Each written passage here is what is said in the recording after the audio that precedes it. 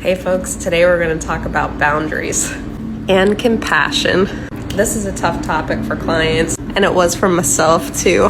It's about learning how much slack to allow. If you're overly empathetic and you got some other junk in the trunk, it might be difficult for you to discern where to draw lines, when to allow things to continue, and maybe even how to think about your own progress with different interpersonal skills. You can think about it like dart practice. Those are darts. That's the target. Let's say somebody has an anger problem. Maybe somebody has a lot of emotional instability. Maybe somebody's not that aware. That somebody could be you. What is reasonable to allow in a relationship?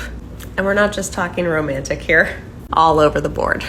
We're gonna go in reverse order, and we're gonna let it be okay that my lettering's kind of childlike. I write these letters backwards for y'all. Let's start with level 6. This is the highest level. It's called mostly proficient. That means that when a person is interacting with you, let's use the example of being a good listener. They mostly are. When they have the opportunity to be, when they throw a dart, they generally hit it. Generally. Nobody's perfect. Things that might throw off their ability could be lack of sleep, the weather, but in general, in the skill of offering you good listening, they're mostly proficient. That's the end goal. Now we're going to go back to the beginning and talk through some instances where they're not mostly proficient. So these are all progressive levels. Level 1 is they want to see the target. I called that out because not everybody knows or is ready to know that there is a target. They're not ready to see there's a skill they don't have yet. Let's say this is somebody that's you're in a relationship with, and again, doesn't have to be romantic, can be any kind, and you let them know that they're not being a good listener.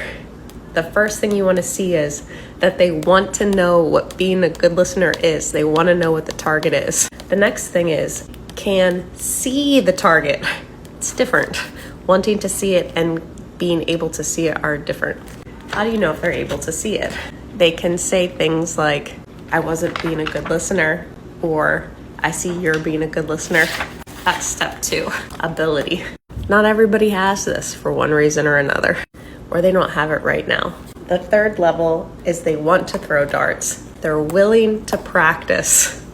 Willingness. It's different than being able to see.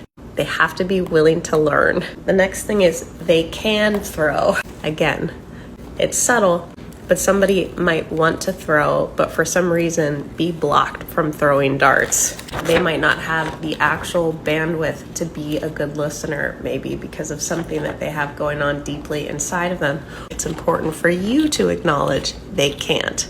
Then your expectation is that they can't.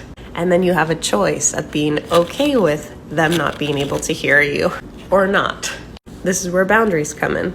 You have the power to identify what is appropriate for you and what you're willing to work with.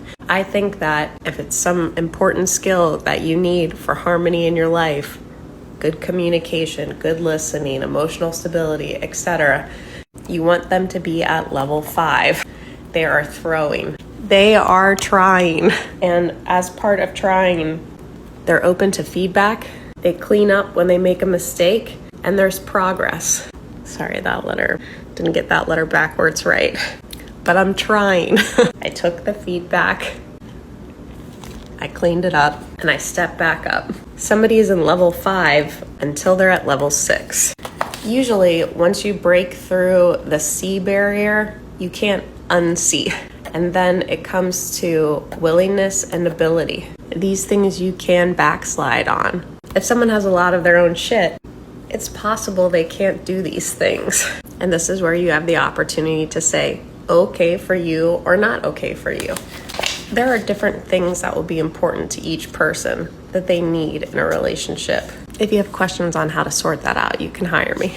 If it's something that's important to you, you want them to be throwing it with intention. You want them to be trying. If they aren't trying, it's possible you need to draw a boundary or change your expectations of the relationship.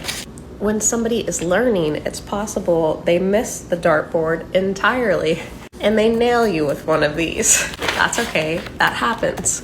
And again, you might be the one throwing here. You want to look for, did they take that feedback? Did they make an effort to clean it up? Was there progress that followed? As you learn to draw boundaries in your life, you want to have grace. Everybody's learning. At the same time, it's important to know what's important to you and to design your life accordingly.